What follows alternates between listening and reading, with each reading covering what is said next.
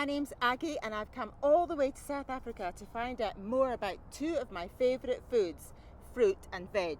I love eating fruit and vegetables, and some of the best are grown right here in the Western Cape of South Africa, including apples, plums, pears, peaches and nectarines.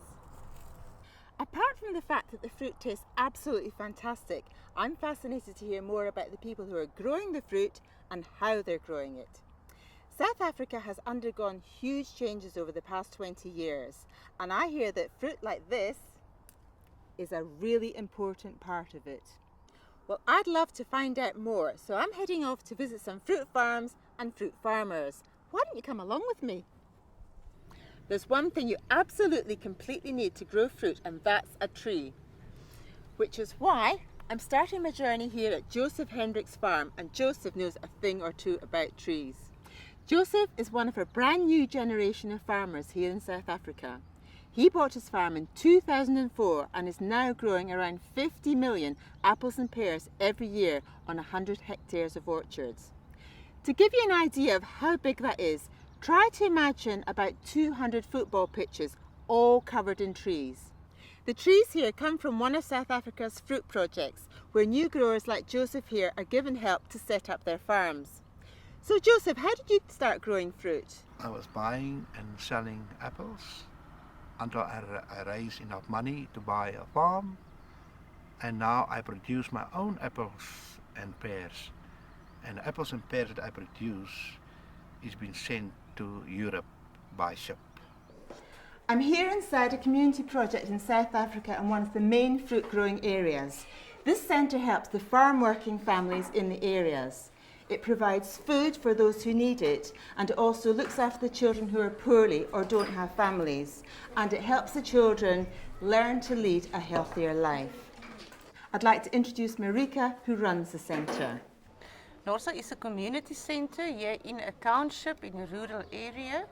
We are helping children from parents who are working on fruit farms. We give them food, we help them to go to school.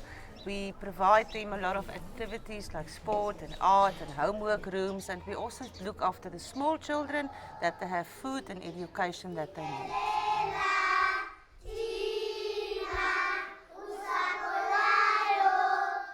My name is Simbongile Mahleza. I'm 23 years old.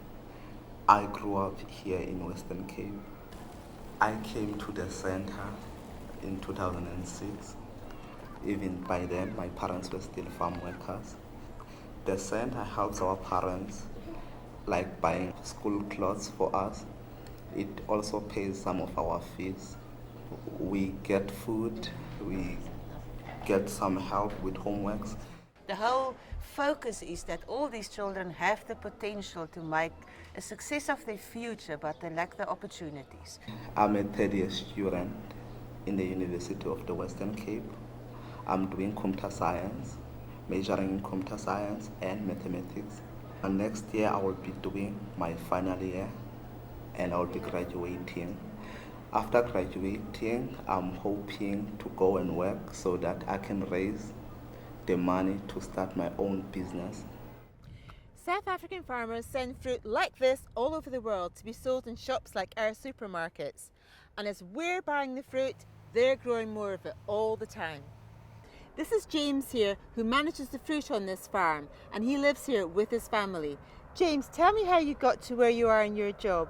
I'm growing up on the farm. I get the opportunity to work here. I work my way up to management. Now I'm a manager here on the farm. My job is to produce a good fruit the best way we can. On every farm you'll find a team of workers whose job it is to look after the fabulous trees and make sure the fruit is as near to perfect as they can possibly get it.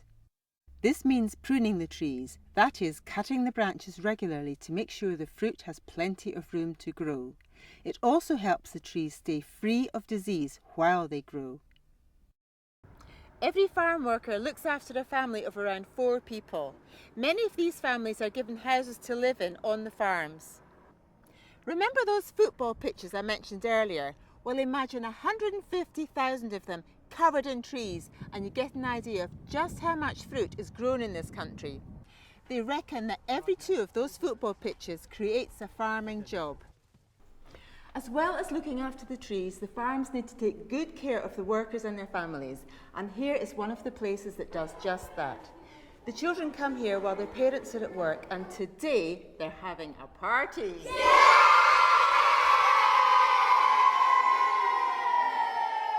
I'm standing outside the health clinic here, which is used by the farm workers. With me is nurse Jenny McGregor. Jenny, tell me what you do here. If the employee is sick, he comes to me and I ask him what's wrong and I treat him. I examine and diagnose and prescribe medication so that he will be better. I teach him how to use his medication and how to keep himself healthy as well. All this lovely fruit is loaded onto ships at the port of Cape Town.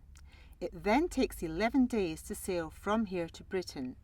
The fruit goes in a kind of giant fridge so it stays fresh and delicious for the journey.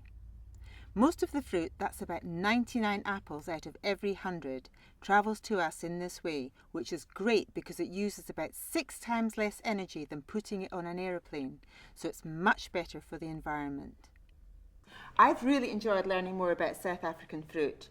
It's creating jobs, supporting families and changing lives. If you want to find out more about the difference growing fruit in South Africa is making, visit the website at www.beautifulcountrybeautifulfruit.com.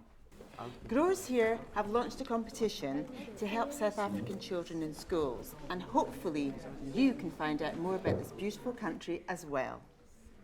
To enter, you need to do 2 things. First of all, make a lovely collage, and secondly, make a donation of textbooks or reading books that we'll collect from you and send out to help South African schools. And the car, and there goes the motorbike driving around the road. But what's all this?